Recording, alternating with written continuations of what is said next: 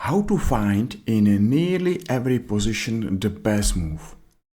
That's the question, and lots of players have problems to find good moves. They are able to play opening, and after opening they are lost. They are lost and they don't know what to play.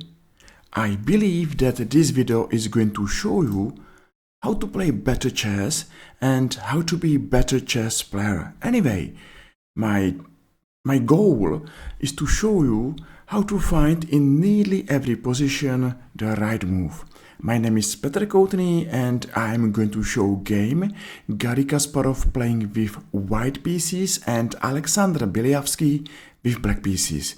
1983. So, are you ready? Let's start. Garry Kasparov is starting his game with move d4 and let's leave the opening. But before we are going to middle game, let's say something about the chessboard. This picture is really interesting and important. And do you know why? Because since last century, every world chess champion knows that we have a chessboard and we have to split our chessboard in two halves, white's one and black's one. And our main plan is to bring as many pieces as possible to opponent's territory and not allow our opponent's pieces to be danger inside of our territory. So please remember this, but never mind if you don't remember, because I will speak about this topic many times during this video. So let's go on. Both players are going to bring their pieces into game and nothing special happened. That's some kind of theory. a4, short castle and knight a6. So, okay, if you don't know what to play, never mind. We have chance to be better chess player. Okay, in the opening, we have to bring all our pieces to game. That's a rule. That's a golden chess rule. Nothing else. And okay, so white has maybe two good moves. Bishop g5 or maybe rook e1 and queen d2. Of course, white's four pieces are not playing this game, and it's important to bring them step by step, move by move, piece by piece back to game. Okay, if we have chance, the best move is of course to go to our enemy territory. So bishop g5 makes sense. Anyway, rook e1 is another good move. And don't be surprised that Garry Kasparov played now rook e1 and here he played move h3. Okay, but let's speak about this position. What's happened? Inside of our territory is enemy. And that's important to understand that this piece is the biggest danger. And one day we have to take care about this piece. And how? Just imagine that we have chance to play move c3 and after c3 this knight is coming home. So, but before we are going to attack this knight on b4, we have to bring all our pieces. And now let's ask yourself why white played move h3. Because he doesn't like to welcome another black piece inside of white's territory. So h3 is going to stop move bishop g4.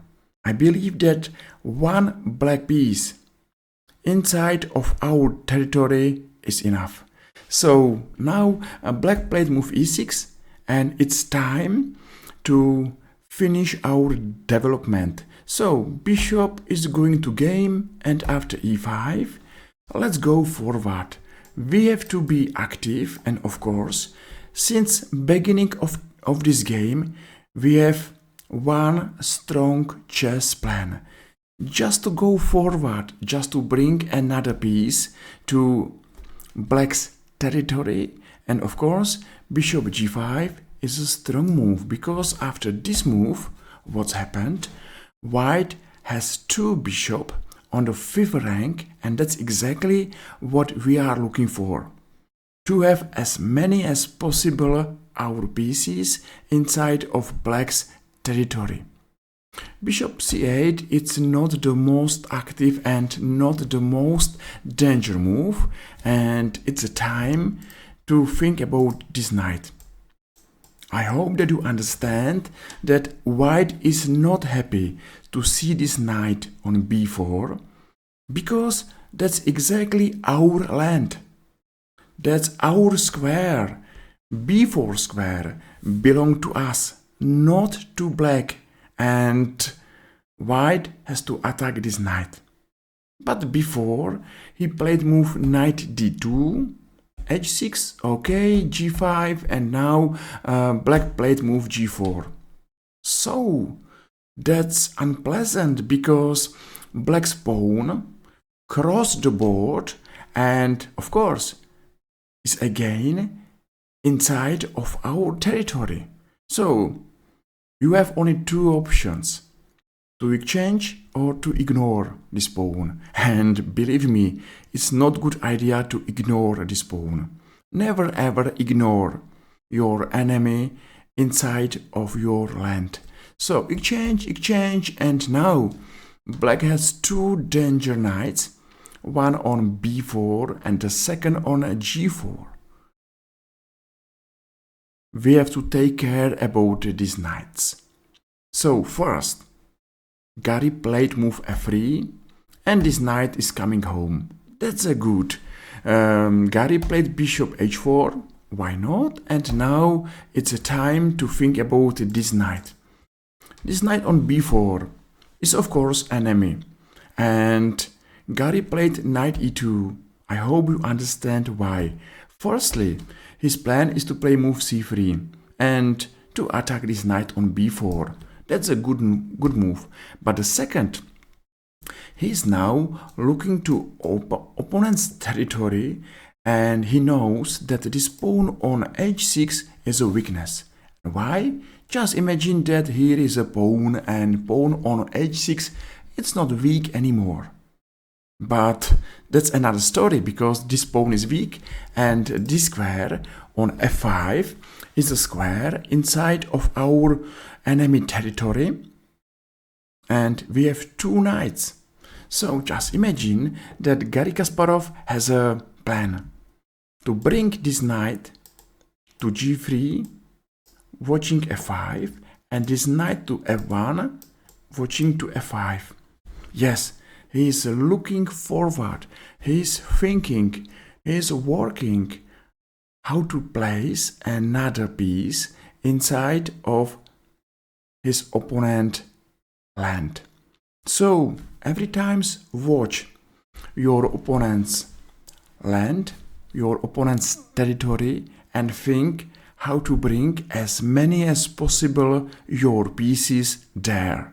And the rest is absolutely easy. Knight e2. Okay, that's a danger, but before c3, say goodbye this knight. This knight on a6 is anyway the worst black's piece. And now knight g3. The plan is simple, just to bring as many as possible knights, pieces to 5th rank. And here, because of danger, white is going to e3, exchange, f5, knight h5, and white has to be careful. Maybe there, white's king should be under fire, and that's not good. You know, that's a threat, and for this reason, Garry Kasparov saved his king, exchange on f5, and what's happened? No one of black's army, no one of black's pieces is sitting inside of our territory, but at the same time, white's two pieces are where they belong. So knight on f5 is a great piece, and bishop on b5, it's not bad at all, of course. Now let's speak about weaknesses. Pawn on h6, d6, black's king. I believe that this game is already for black lost. So knight f4. What do you think white is going to play? Of course, this knight is our enemy and is inside of our territory. Now or never. So g3. I hope that this move makes sense. Check, nothing special. And here Bieliavsky is going to sacrifice a rook, and this move doesn't work. You know, maybe rook g6 just to save the pawn, but I believe that anyway here black is absolutely lost and is losing at least pawn, maybe more. So Bieliavsky is going to be crazy and he sacrifices rook, but it's not a huge difference or huge danger, because Garry Kasparov is going to take care about any threats there. And here, of course, Garry Kasparov won because this position is already won. It was a simple game where I was speaking about the most important chess plan. And I hope that you enjoyed this video. You saw something interesting, and now you are able to find the best move in nearly every position. If yes, feel free and press like or press follow, and see you tomorrow. Bye bye.